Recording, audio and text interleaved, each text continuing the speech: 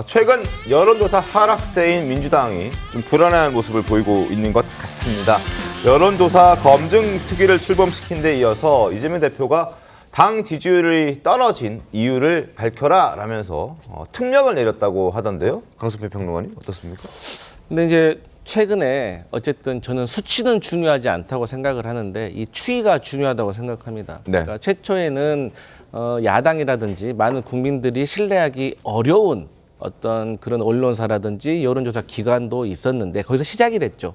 근데 최근엔 공신력이 있는 몇 년 동안 같은 조사를 진행해 온 그런 조사 기관에서 밝힌 그런 결과에 대해서는 민주당이 하여튼 결과적인 말이지만 무조건 반성하는 자세 그리고 국민에게 겸손한 자세 보여드려야 되고 왜 이런 이유가 나왔는지에 대해서 정말 제대로 분석을 해봐야 된다. 근데 저는 개인적인 제 생각은 그렇습니다.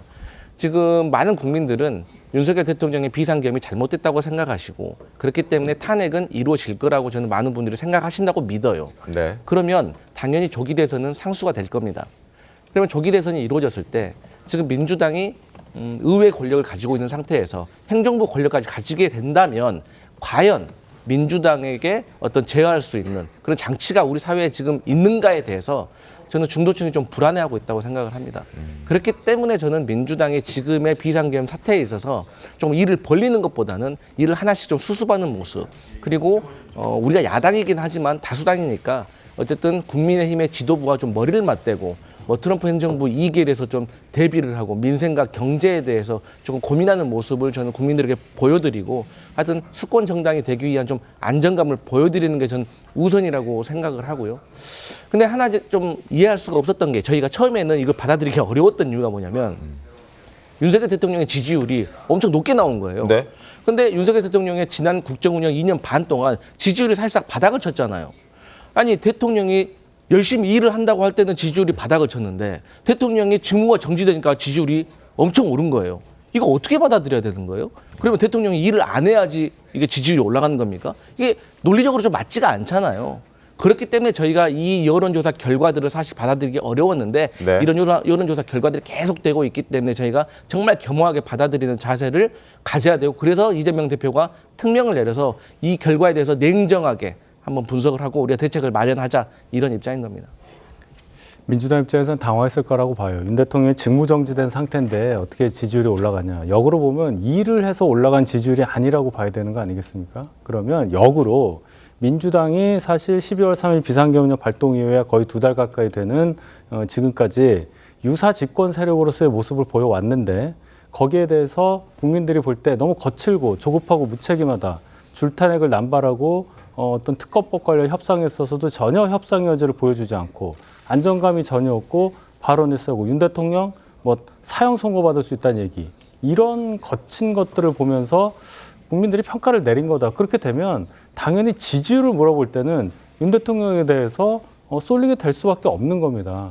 그것을 논리적으로 어떻게 이렇게 되냐 해서 이 조사 결과에 대해서 인정을 못하겠다라든지 이거는 보수가 과표집에서 나온 거니까 무시해도 된다.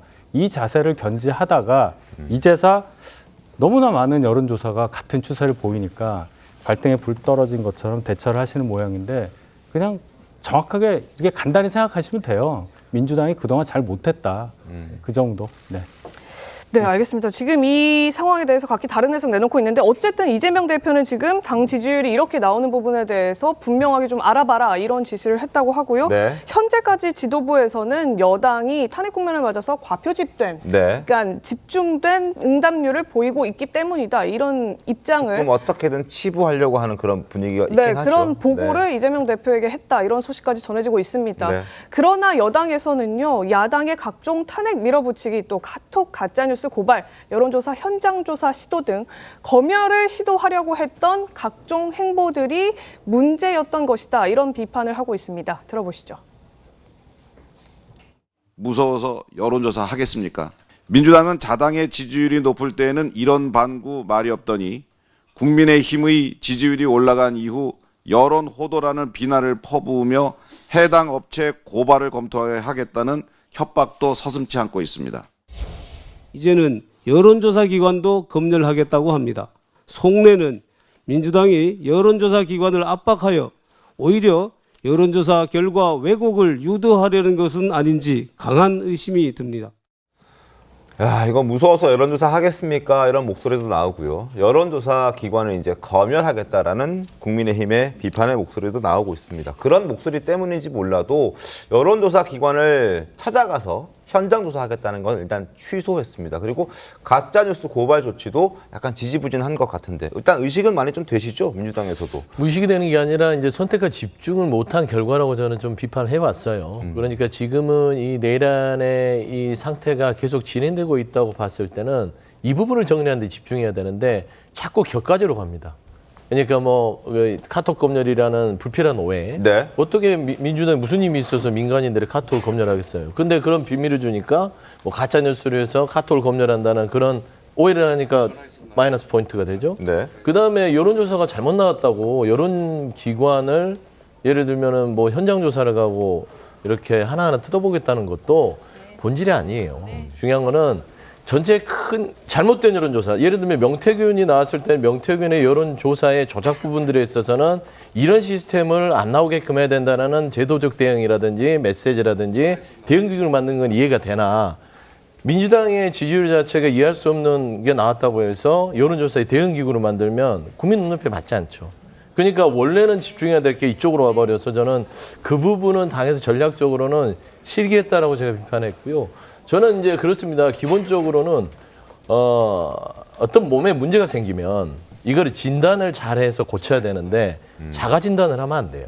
객관적으로 면밀하게 객관적 진단을 받아야만 그 병을 고칠 수 있습니다. 네. 그러니까 이 여론에 대해서 저는 늘 평가하기로는 이제 윤석열 대통령이라는 그 말하자면 저쪽의 그 리스크는 거의 이제 요인에서 사라졌어요. 이제 리셋이 된 겁니다. 조기 대선에 51대 49의 게임으로 리셋이 됐을 때 민주당이 왜 우위를 점하지 못하는 출발인가?